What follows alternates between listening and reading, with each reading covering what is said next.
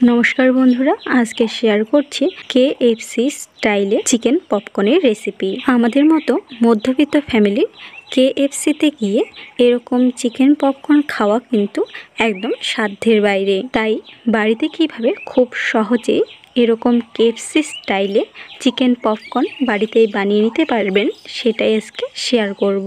একদম খুবই কম খরচে ও ঝটপট কোনো রকম ঝামেলা ছাড়াই কিন্তু বানিয়ে নেওয়া যায়। তাহলে চলুন কিভাবে এই KFC স্টাইলে চিকেন পপকর্ন বানিয়ে নিয়ে দেখে নেওয়া যায়। চিকেন পপকর্ন বানাবার জন্য এখানে আমি ছোট ছোট টুকরো করে বোনলেস চিকেন নিয়ে নিয়েছি।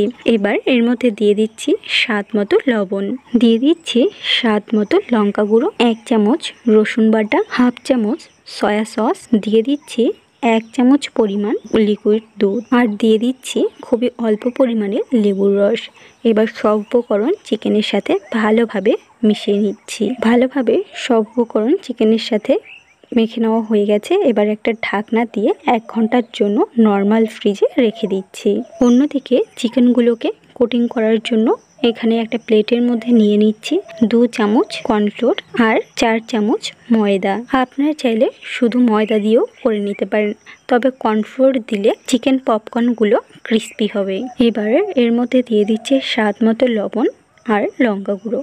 এবার লবণ ও লঙ্কা গুঁড়োটা কর্নফ্লোর ও ময়দার সাথে ভালোভাবে মিশিয়ে নিচ্ছি। দেখতেই পাচ্ছেন আমার ভালোভাবে মিশিয়ে নেওয়া হয়ে গেছে। অন্যদিকে আমার 1 ঘন্টা হয়ে গেছে। এবার ঢাকনাটা খুলে দেখিয়ে দিচ্ছি। দেখতেই পাচ্ছেন চিকেনগুলো খুব সুন্দরভাবে রেস্ট হয়ে গেছে।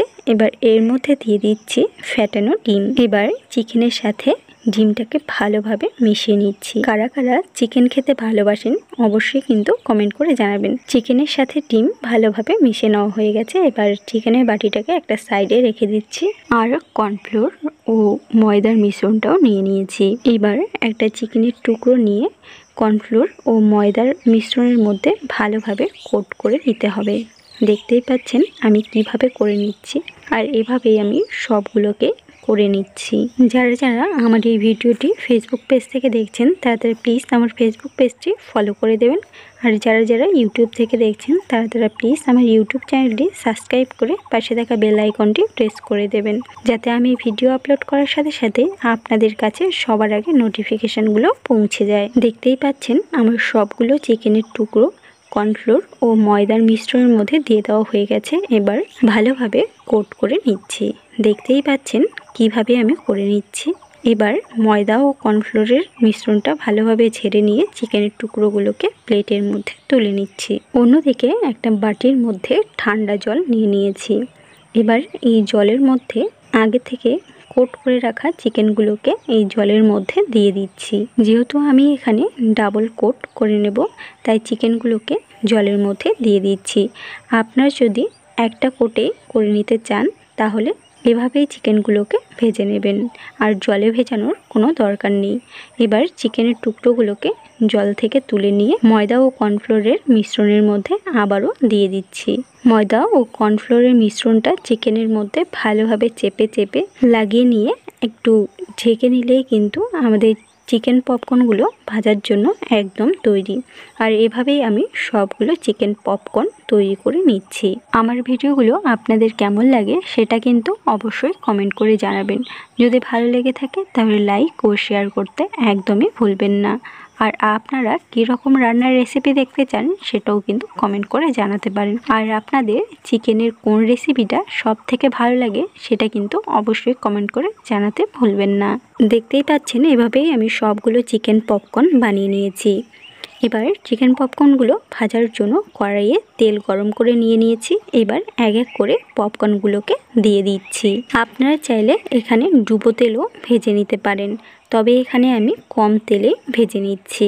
দেখতেই পাচ্ছেন সবগুলো চিকেন পপকর্নই তেলের মধ্যে দিয়ে দেওয়া হয়ে গেছে। এবার উল্টে পাল্টে এই চিকেন পপকর্নগুলোকে গোল্ডেন ব্রাউন কালার করে ভেজে নেব।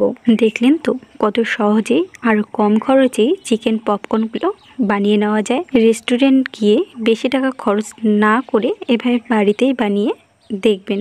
আশা করি বাড়ির সবারই খুবই ভালো লাগবে। দেখতেই পাচ্ছেন পপকর্নগুলো ভেজে নেওয়া হয়ে গেছে, এবার তেল থেকে তুলে নিচ্ছি। আর 5 মিনিটের মতো চিকেন পপকর্নগুলোকে রেস্টে রেখে দিচ্ছি। 5 মিনিট পর তেল গরম করে নিয়ে আবারও গরম তেলের মধ্যে চিকেন পপকর্নগুলোকে দিয়ে দিচ্ছি। এভাবে ডাবল ফ্রাই করে নিলে চিকেন পপকর্নগুলো খুবই ক্রিস্পি হয় আর খেতেও খুবই ভালো লাগে। এভাবে উল্টে পাল্টে গোল্ডেন ব্রাউন কালার করে চিকেন পপকর্নগুলোকে ভেজে নিচ্ছি। দেখতেই পাচ্ছেন চিকেন পপকর্নগুলো ভালোভাবে ভেজে নেওয়া হয়ে গেছে, এবার তেল থেকে তুলে নিচ্ছি।